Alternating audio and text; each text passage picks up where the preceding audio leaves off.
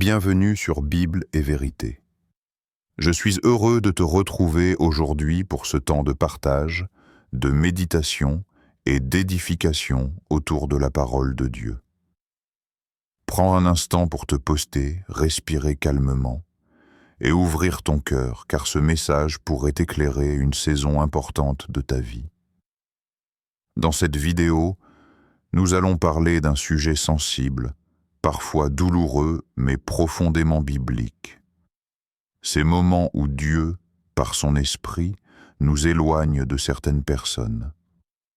Des séparations que nous ne comprenons pas toujours sur le moment, mais qui portent en elles une sagesse, une protection et un amour divin. Si tu traverses une période de distance relationnelle, de solitude ou de changement inattendu, sache que tu n'es pas seul. La Bible a beaucoup à nous dire sur ces saisons, et la vérité qu'elle révèle apporte paix, clarté et espérance. Ici, sur Bible et Vérité, notre désir est simple. Revenir à l'essentiel, laisser la parole nous enseigner, nous corriger et nous guider avec amour. Alors reste jusqu'au bout, écoute avec attention, et laisse Dieu te parler personnellement à travers ce message. Que ce temps soit pour toi une source de paix et de vérité. 1. La séparation fait partie du plan de Dieu. La séparation est l'une des expériences les plus douloureuses de la vie humaine. Qu'il s'agisse d'une amitié, d'une relation affective, d'un lien familial ou spirituel, se voir éloigné d'une personne laisse souvent un vide, une incompréhension, parfois même une profonde tristesse. Pourtant, dans la perspective biblique, la séparation n'est pas toujours une perte. Elle peut être une protection divine. La Bible nous montre que Dieu ne sépare jamais par caprice. Lorsqu'il permet une rupture, ce n'est pas pour détruire, mais pour préserver ce qu'il a déposé en nous. Dieu voit plus loin que nos émotions immédiates. Il voit les chemins que nous emprunterions, les influences qui nous façonneraient et les conséquences invisibles de certaines relations. Là où nous voyons une douleur présente, Dieu voit un avenir à protéger.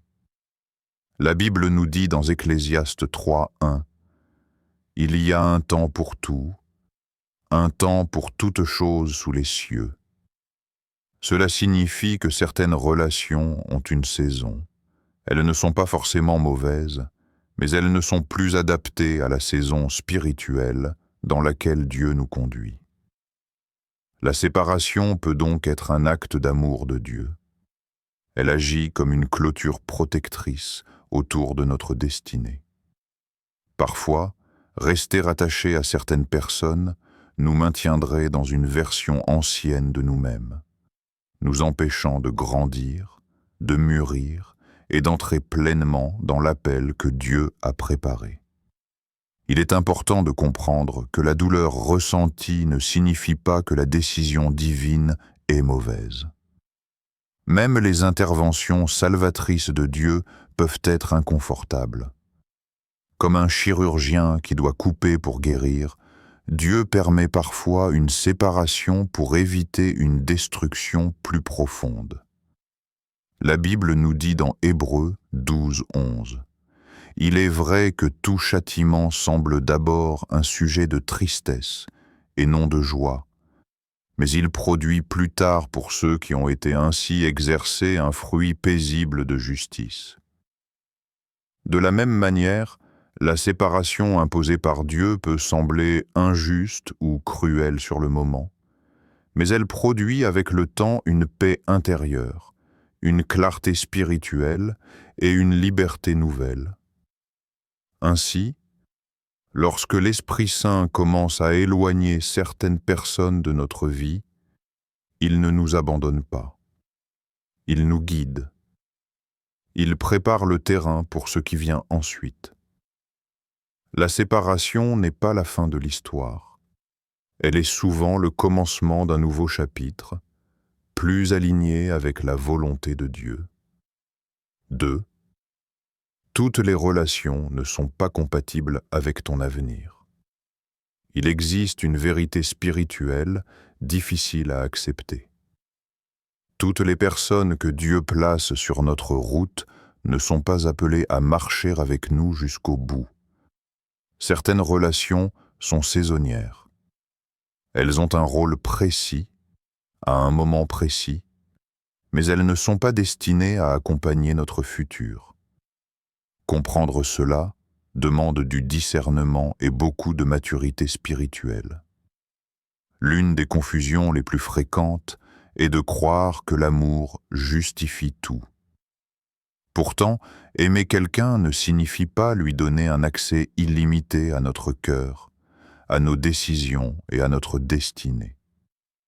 On peut aimer sincèrement une personne, prier pour elle, lui vouloir du bien tout en reconnaissant que sa présence constante dans notre vie nous éloigne de ce que Dieu veut accomplir en nous.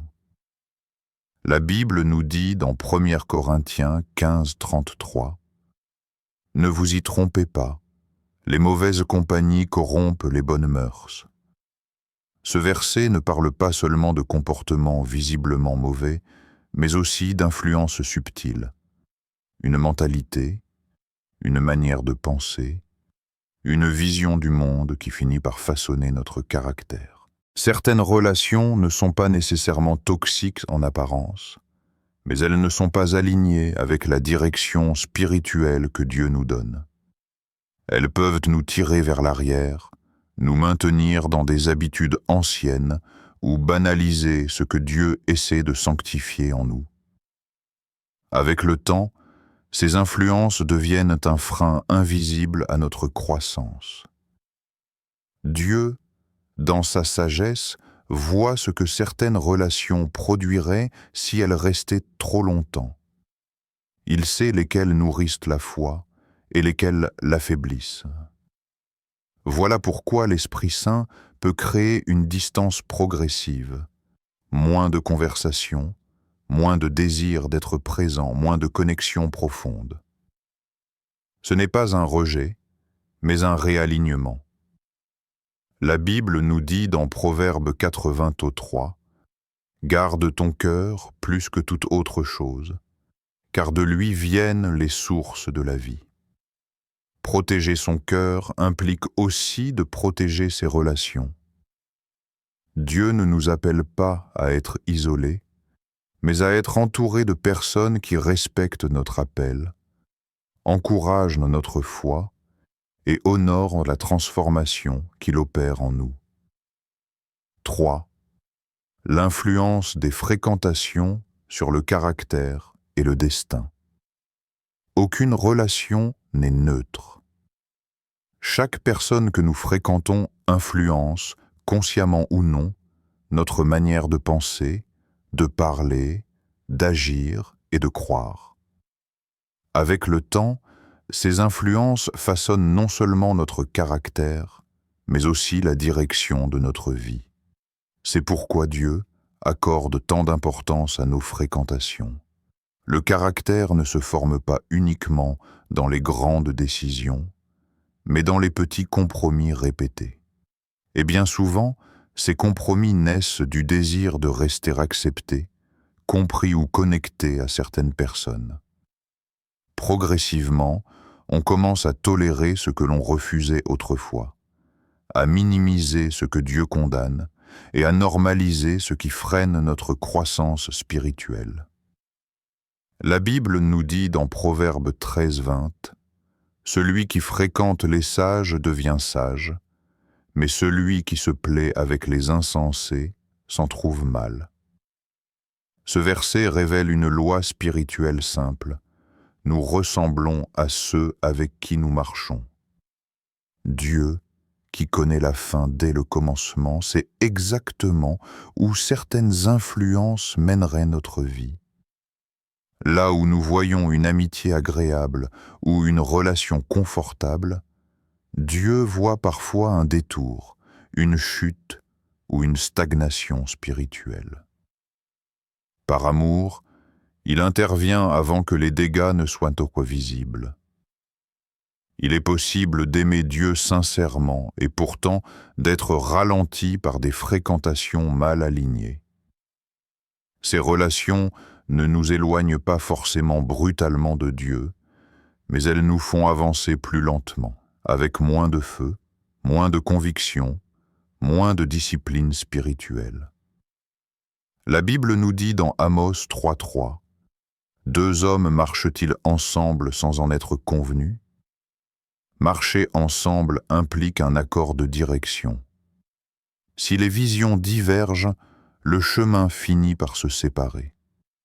Ainsi, lorsque Dieu éloigne certaines personnes, il protège non seulement notre présent, mais surtout notre futur. Il préserve le caractère qu'il est en train de bâtir et la destinée qu'il prépare patiemment.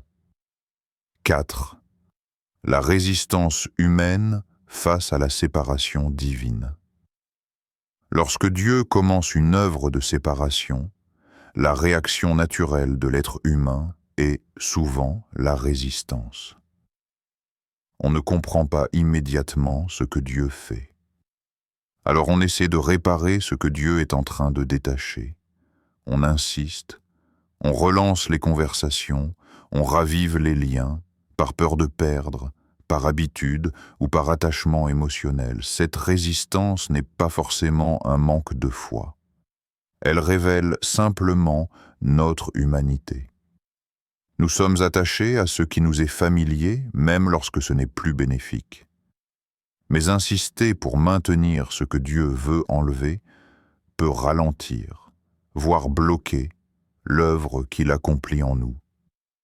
La Bible nous dit dans Ésaïe 55.8 « Car mes pensées ne sont pas vos pensées, et vos voix ne sont pas mes voix, dit l'Éternel. » Ce verset nous rappelle que Dieu agit souvent au-delà de notre compréhension immédiate.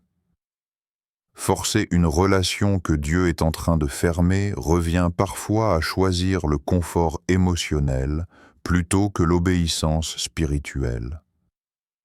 On peut alors se retrouver partagé intérieurement, tiraillé entre ce que Dieu nous montre et ce que notre cœur refuse de lâcher.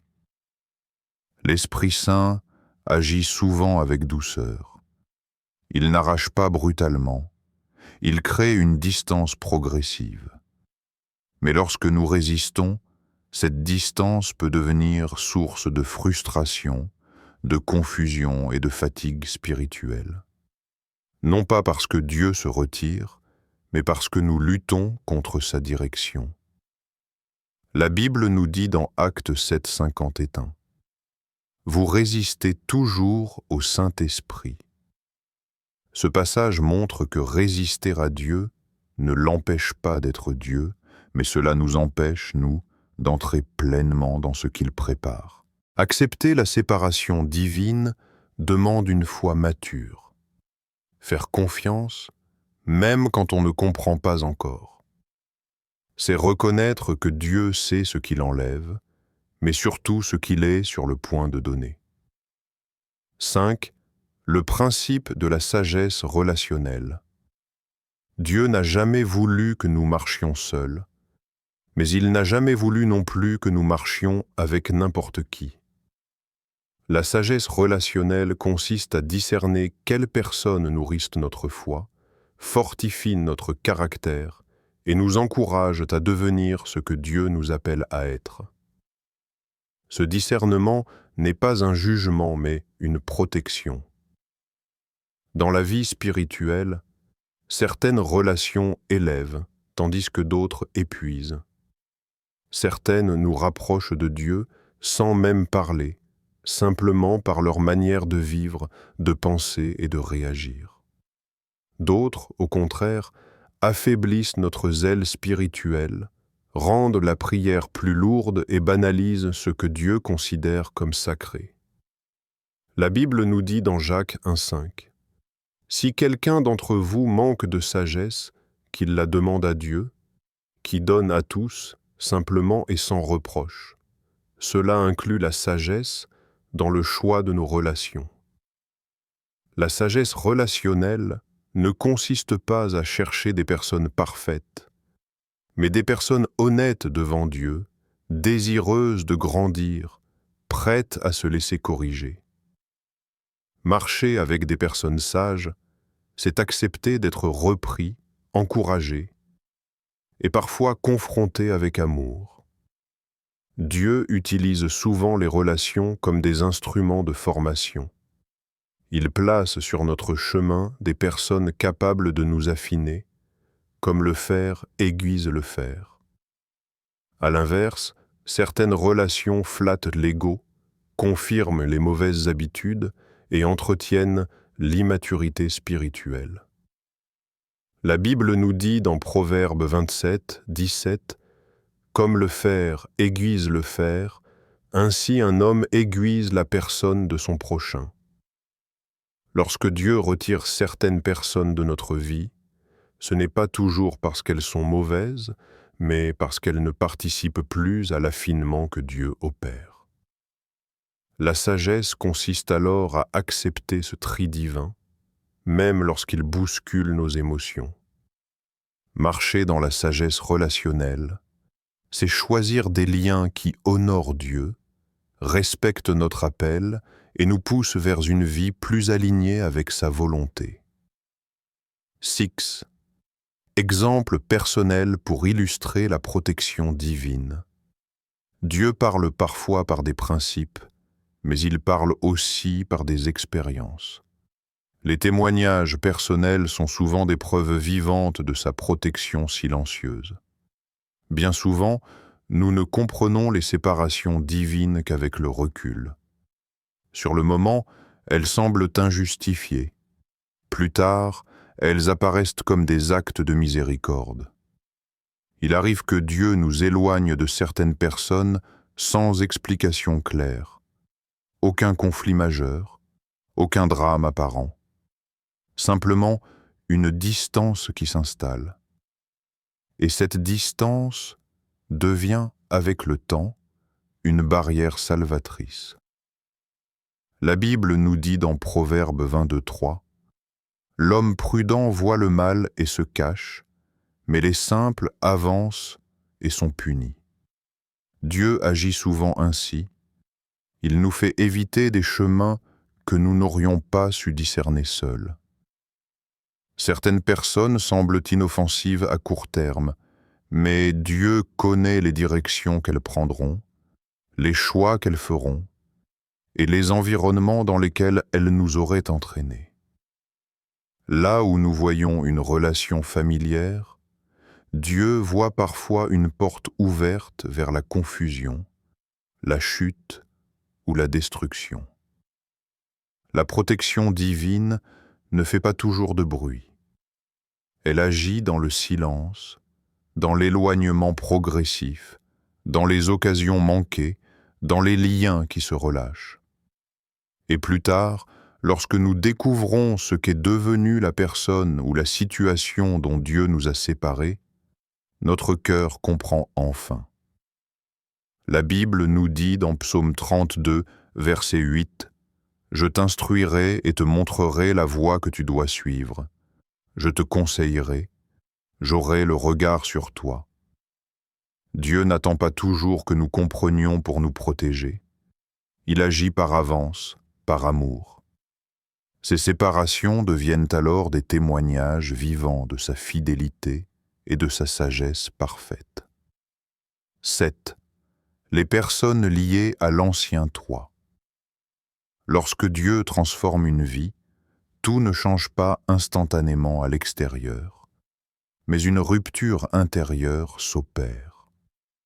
Cette transformation crée naturellement une tension avec les personnes qui connaissaient l'ancienne version de nous-mêmes. Ces personnes ne sont pas forcément mauvaises, mais elles sont souvent attachées à ce que nous étions et non à ce que Dieu est en train de faire de nous. La Bible nous dit dans 2 Corinthiens 5, 17, « Si quelqu'un est en Christ, il est une nouvelle créature. » Les choses anciennes sont passées. Voici, toutes choses sont devenues nouvelles. Les personnes liées à l'ancien Troie peuvent inconsciemment résister à ce changement. Elles ne reconnaissent plus la personne que tu deviens. Elles se sentent parfois rejetées, jugées ou dérangées par cette transformation, et sans s'en rendre compte, elles peuvent tenter de te ramener vers ce que tu étais avant. Dieu, dans sa bonté, sait que certaines relations ne peuvent pas accompagner une nouvelle saison. Elles sont liées à un ancien comportement, à une ancienne identité, à une ancienne manière de vivre. Maintenir ces liens peut raviver des luttes que Dieu est en train de guérir. La Bible nous dit dans Ésaïe 43, 18, « Ne pensez plus aux événements passés et ne considérez plus ce qui est ancien. » Se détacher de certaines personnes n'est pas un rejet de l'amour, mais une fidélité à la transformation que Dieu opère. C'est accepter que la nouvelle vie demande parfois de nouvelles fréquentations, de nouveaux environnements et de nouvelles relations alignées avec l'identité renouvelée que Dieu nous donne. 8. La transformation intérieure crée une rupture extérieure. La véritable transformation spirituelle commence toujours à l'intérieur. Avant même que les autres remarquent un changement visible, quelque chose se passe dans le cœur, dans la pensée, dans les désirs profonds. Dieu renouvelle la manière de voir, de ressentir et de réagir. Et lorsque cette transformation intérieure s'installe, elle finit inévitablement par produire une rupture à l'extérieur. Cette rupture n'est pas recherchée volontairement. Elle est souvent une conséquence naturelle du changement intérieur. Ce que l'on tolérait auparavant devient inconfortable. Ce qui semblait normal devient pesant. Les conversations changent, les intérêts évoluent, et certaines fréquentations ne trouvent plus leur place. La Bible nous dit dans Romains 12:2, « Ne vous conformez pas au siècle présent, mais soyez transformés par le renouvellement de l'intelligence. » Ce renouvellement intérieur transforme non seulement la pensée, mais aussi les relations. Lorsque Dieu transforme une personne, il change ses priorités. Ce qui nourrissait l'âme, autrefois, ne nourrit plus. Ce qui excitait la chair perd son attrait. Et ce décalage crée parfois une distance involontaire avec ceux qui vivent encore selon l'ancien système. Cette rupture peut être douloureuse, car elle entraîne incompréhension et parfois solitude. Certains ne reconnaissent plus la personne que tu deviens. D'autres interprètent ce changement comme un rejet ou une condamnation. Pourtant, il ne s'agit ni de supériorité spirituelle, ni de fuite, mais d'un alignement intérieur avec la volonté de Dieu. La Bible nous dit dans Galates 2:20, « J'ai été crucifié avec Christ, et si je vis, ce n'est plus moi qui vis, c'est Christ qui vit en moi. » Lorsque Christ vit en nous, tout l'environnement autour de nous est impacté. Certaines relations s'ajustent, d'autres disparaissent. Et bien que cela puisse sembler douloureux, cette rupture extérieure est souvent le signe que la transformation intérieure est réelle, profonde et authentique. 9.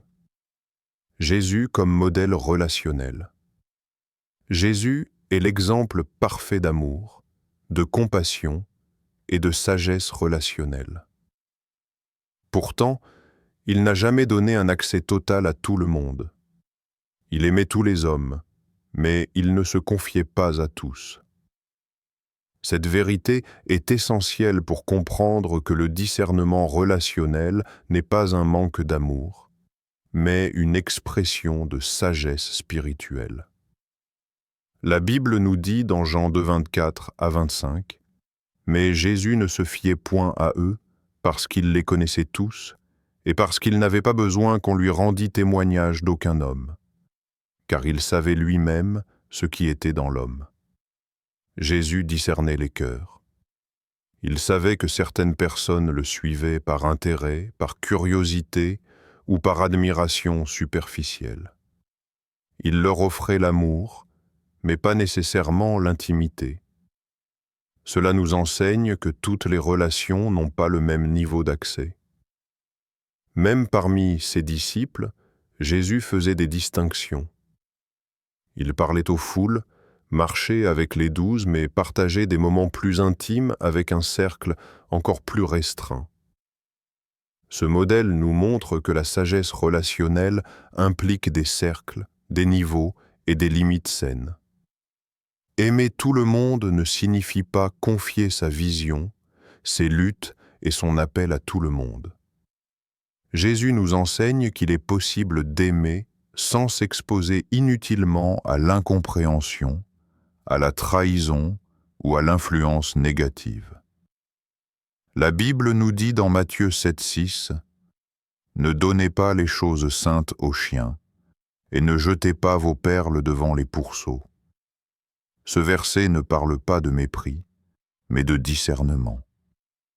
Jésus nous invite à protéger ce qui est sacré.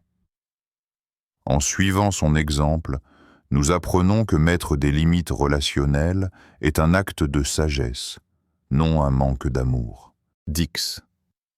Certaines personnes sont liées à tes anciennes faiblesses.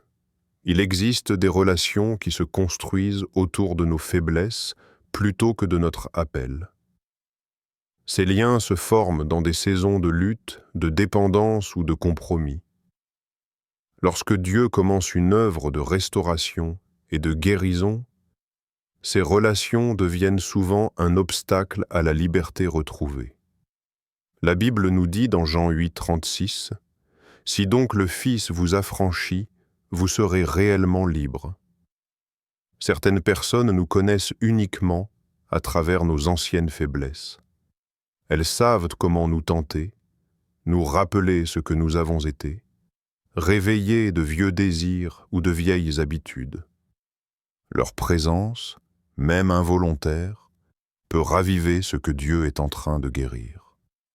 Lorsque quelqu'un change réellement, cela dérange, cela confronte, et parfois, cela provoque une résistance chez ceux qui n'ont pas encore trouvé la liberté.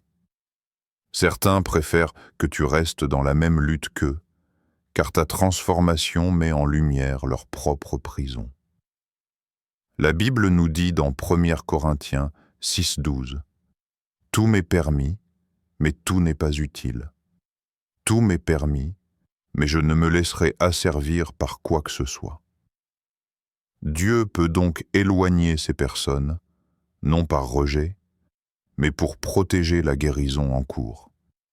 Il sait que la liberté est fragile au début et qu'elle a besoin d'un environnement sain pour s'enraciner. Se séparer de ces relations n'est pas un signe de faiblesse, mais de sagesse. C'est reconnaître que Dieu nous appelle à marcher dans la lumière, loin des chaînes d'hier, vers une vie pleinement restaurée en Christ. 11. La transformation n'est pas toujours applaudie. Lorsque Dieu transforme une vie, on pourrait s'attendre à ce que tout le monde s'en réjouisse. Pourtant, la réalité est souvent différente. La transformation spirituelle dérange. Elle met en lumière des choix, des changements et des renoncements qui ne sont pas compris par tous. Certaines personnes applaudissent, mais d'autres résistent. La Bible nous dit dans Jean 15,18 « Si le monde vous hait, sachez qu'il m'a haï avant vous. » Ce verset nous rappelle que suivre Dieu ne garantit pas l'approbation humaine. Ceux qui bénéficiaient de notre ancienne manière de vivre ne célèbrent pas toujours notre changement. La transformation met fin à certaines dynamiques, des habitudes partagées, des dépendances communes, des compromis silencieux. Et lorsque ces dynamiques disparaissent, certaines personnes se sentent menacées ou exposées. Il est important de comprendre que la résistance des autres n'est pas nécessairement dirigée contre nous personnellement. Bien souvent, elle révèle une lutte intérieure. Voir quelqu'un se libérer peut confronter ceux qui restent enchaînés. La liberté de l'un devient alors un miroir inconfortable pour l'autre. La Bible nous dit dans 1 Pierre 4,4 « Ils trouvent étrange que vous ne vous précipitiez plus avec eux dans le même débordement de dissolution, et ils vous calomnient. » Ce passage montre que le changement authentique attire parfois l'incompréhension, voire le rejet. Mais Dieu ne nous appelle pas à être compris par tous. Il nous appelle à lui être fidèle. Marcher dans la transformation demande du courage. C'est accepter de perdre certaines approbations pour gagner la paix intérieure. C'est choisir la liberté, même lorsque cela coûte des relations. Et dans ce choix, Dieu reste fidèle. Il soutient, il fortifie, et il entoure de nouvelles relations alignées avec la nouvelle saison. 12. L'appel au salut et à une nouvelle vie. Au cœur de toute séparation, de toute transformation et de tout réalignement se trouve un appel plus profond, l'appel à la vie nouvelle en Christ. Dieu ne retire jamais sans offrir mieux. Lorsqu'il sépare, c'est pour conduire vers une relation plus profonde avec lui, fondée sur la grâce, la vérité et la liberté.